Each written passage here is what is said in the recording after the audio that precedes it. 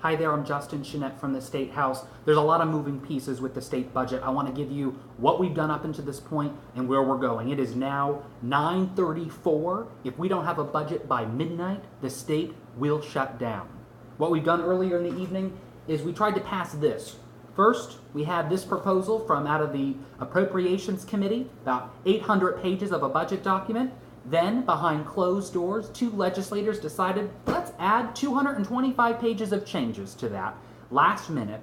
And this is what we had to vote on tonight. We received these, I kid you not, just a couple hours before we were supposed to vote. I don't even think that people that voted on it knew that they were voting on when I don't even think anybody read this, which is really sad. But the problem is, this was what we had. This was what was left with.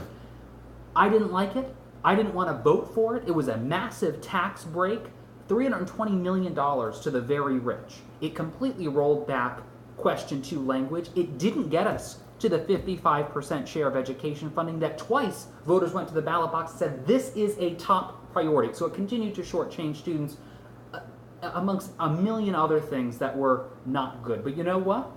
We tried to do our job. We tried to say, in light of the potential state shutdown, which, by the way, has been a manufactured crisis, we have literally the same budget cycle every year, the same deadline, the same fiscal year. It's the same deadline every time. And yet somehow we always wait to the last minute. But you know what? Democrats have stood firm.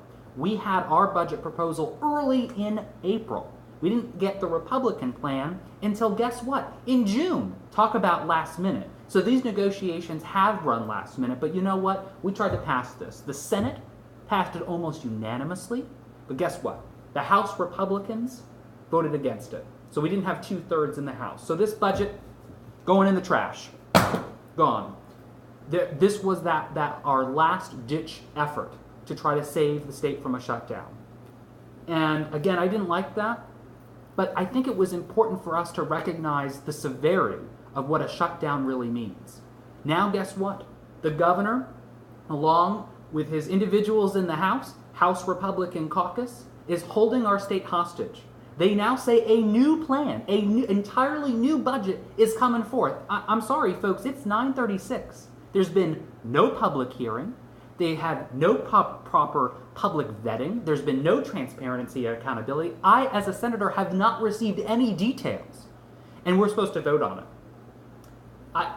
This is completely throwing precedent out the window. This is not acceptable. And while I may have compromised for the betterment of the state, I have to draw a line in the sand here. This is not okay. The governor is trying to purposely shut down government. He and the House Republicans are playing us all for fools. And I'm not going to play along with that. So I wanted to give you guys an update of what we're facing with. It is ludicrousy of what we're going through right now.